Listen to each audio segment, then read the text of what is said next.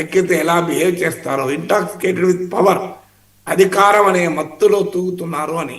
ఇది అన్నది ఎవరు? కుటుంబరావు.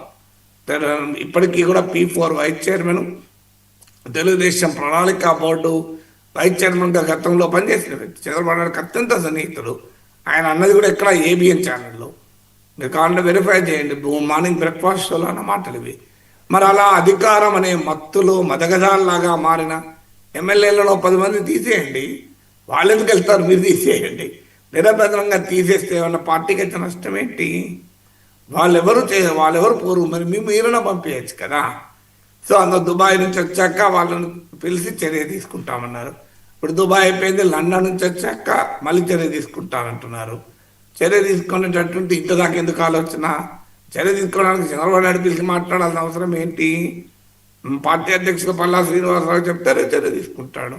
ఆయన పిలిపించి మాట్లాడుతుంటే కూడా వద్దు నేనే మాట్లాడుతా అన్నారు. సో చర్య తీసుకోవడానికి ఇబ్బంది ఏంటి అని. సో ఇప్పుడు ఏం పార్టీకి అరకొర మెజార్టీ లేదు, సంపూర్ణమైన మెజార్టీ ఉంది. మీరే చెప్తున్నారు వారు ఏదో వాళ్ళ వ్యక్తిగత శక్తితో గెలిచారనుకుంటున్నారు, పార్టీ వల్ల గెలిచారని. మరి వాళ్ళ వ్యక్తిగత శక్తి లేక పార్టీ వల్లనే గెలిస్తే, పార్టీకి లాయల్గా ఉన్న వాళ్ళను 30 ఏళ్ళుగా 40 ఏళ్ళుగా జెండాలు పట్టుకొని పార్టీని భుజాన మోస్తున్న కార్యకర్తలు టికెట్లు ఇవ్వచ్చు కదా. చివరి నిమిషంలో డబ్బు సంచులతో వచ్చిన వారికో వేరే పార్టీ నుంచి వచ్చిన వాళ్ళకి ఎందుకు టికెట్లు ఇస్తున్నారు? బ్రహ్మాండంగా వాళ్ళకి టికెట్లు ఇవ్వండి. 30 ఏళ్ళు 40 ఏళ్ళుగా జీవితం అంతా తెలుగుదేశానికి అంకితమైన కుటుంబాల వాళ్ళు ఉన్నారు, కష్టాలు పడ్డ వాళ్ళు ఉన్నారు, వైసీపీ పాలనలో నానా ఇబ్బందులు పడ్డ కార్యకర్తలు ఉన్నారు. వాళ్ళకి ఎమ్మెల్యేలు ఇవ్వండి. పార్టీ వల్ల గెలుస్తున్నారు కదా, ఎలాగో ఎవరిని పెట్టా గెలుస్తారు కదా.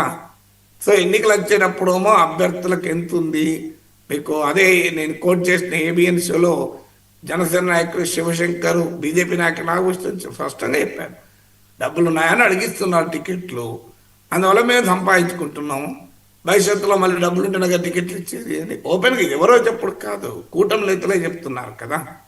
వైసీపీ ఏం పని చేసిందో మనము అదే పని చేస్తున్నాం. ఇది కదా చెప్పింది, ఎమ్మెల్యేల విషయంలో చెప్పింది. అందువల్ల ఇలా చంద్రబాబు నాయుడు పైన కంట్రోల్ లేకుండా ఎందుకు పోయింది అంటే, టికెట్లు ఇచ్చేటప్పుడు డబ్బున్నోని టికెట్లు ఇస్తున్నారు, గెలవగలిగే వాళ్ళు టికెట్లు ఇస్తున్నారు, వాళ్ళు మళ్ళీ వాళ్ళ డబ్బులు వాళ్ళు ఖర్చు పెట్టుకోగలరా అని అడిగి టికెట్లు ఇస్తున్నారు. వాళ్ళు ఖర్చు పెట్టుకున్నారు, ఇప్పుడు ఎట్లా కంట్రోల్ చేస్తారు వాళ్ళను? ఇప్పుడు అందుకే పంచాయతీ కదా. ఇంకోటి ఇక్కడ వ్యక్తిగతమైన ఇష్యూ కాదు. మీకు తిరువూరు ఎమ్మెల్యే కొలకపడి కొన్ని కీలకమైన అంశాలు రైజ్ చేశారు.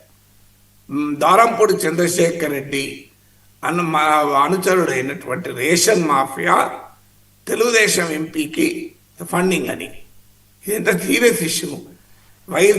కల్తీ మద్యంలో ఉన్నవారుతో తెలుగుదేశం ఎంపీకి సంబంధాలు, రాజశేఖర్ రెడ్డి అనేవారు, కసిరెడ్డి రాజశేఖర్ రెడ్డి అనుకుంటాను, ఆయనతో సంబంధాలు, వైసీపీ నేతలైన భూమన కరుణాకర్ ఇట్లాంటి వాళ్ళతో కలిసి తెలుగుదేశం ఎంపీ వ్యాపారాలు, రేషన్ మాఫియా డబ్బులు ఇస్తే తిరువూరులో వైసీపీ కౌన్సిలర్లు కొన్నాము. ఇది ప్రజాస్వామ్యమా? ఇది సిద్ధాంతమా? కొనడం సిద్ధాంతం అవుతుందా? ఇప్పుడు తిరువూరు ఎమ్మెల్యే చెప్పింది, ఏం చెప్పింది కాదు, సయాన TDP ఎమ్మెల్యే చెప్పింది, మేము రేషన్ కొనడమే తప్పు, అందులో చీకటి డబ్బుతో కొనడం ఇంకా తప్పు, రేషన్ మాఫియా డబ్బుతో. మరి సీదర్షిప్ ఏమైంది? కాకినాడ అందుకే కదా ఇంతవరకు ఏ చర్య లేదు. ఎందుకు చర్య తీసుకోలేకపోతున్నా అంటే బేసిస్ అది. ఇప్పుడు పార్టీయే ఇవన్నీ నడిపే అవకాశాన్ని ఇస్తుంది. అందుకే ఎమ్మెల్యేలో ఏమి అనలేకపోతున్నాడు చంద్రబాబు. చంద్రబాబు శక్తి లేకనా, చంద్రబాబుకు అనుభవం లేకనా, చంద్రబాబుకు బలం లేకనా, సంఖ్యాబలం అన్నింటి కూడా ఎందుకు చర్య తీసుకోలేకపోతున్నారంటే చంద్రబాబు కూడా తెలుసు, మనము టికెట్లు ఇచ్చేటప్పుడు డబ్బులు ఖర్చు పెట్టుకునే వాళ్ళకే టికెట్లు ఇచ్చాము, 20 కోట్లు 30 కోట్లు ఖర్చు పెట్టుకోమన్నాం, నెక్స్ట్ ఎలక్షన్లో కూడా మళ్ళీ ఖర్చు పెట్టుకునే వాళ్ళకే టికెట్లు ఇస్తాం. అందువల్ల 30 కోట్లు 60 కోట్లు. మరి 60 కోట్లు ఏడికెళ్ళి వస్తే ఇసుక మాఫియాలు రావాలి, మద్య మాఫియా రావాలి. అందుకే కదా తిరువురు ఎమ్మెల్యే చెప్పింది, మీకు TDP ఎంపీ చేతిలోనే మద్య మాఫియా, ఇసుక మాఫియా, రేషన్ మాఫియా, అన్ని మాఫియాలు ఉన్నాయని ఆయన ఆరోపిస్తున్నాడు. మరి ఆయన నిజమైతే ఎంపీ పైన చర్య తీసుకోవాలి, ఆయన తప్పైతే ఆయన మీద చర్య తీసుకోవాలి. ఇద్దరు మీద చర్య లేదు, ఏంటి మీనింగ్? ఇది నిజమైన ఒప్పుకోవాల్సిందే కదా. సో అందువల్ల మీకు రేషన్ మాఫియా డబ్బులతో వైసీపీ కౌన్సిలర్లను కొని వాళ్ళ TDP కండువాలు కప్పి వాళ్ళ మున్సిపల్ చైర్మన్లు చేస్తుంటే ఇంకెక్కడ సిద్ధాంతాలు చంద్రబాబు చెప్పడం ఏంటి నాకు అర్థం కాదు. రాజకీయాల సిద్ధాంతాలు ఎక్కడున్నాయి? చంద్రబాబు అయినా, జగన్ అయినా, టీడీపీ అయినా, వైసీపీ అయినా ఒకే తాను ముక్కలు కదా. జగన్ టీడీపీలో చేరడు, చంద్రబాబు లోకేష్ వైసీపీలో చేరడు. ఇక మిగతా వాళ్ళు ఎవరైనా పోవచ్చు కదా. 90% రియాలిటీ కదా అది. సో అందువల్ల దీనికి మొదలు ఆన్సర్ చెప్పాలి కదా. ఇక అజారుద్దీన్కి మంత్రి పదవి ఇవ్వడాన్ని భారతీయ జనతా పార్టీ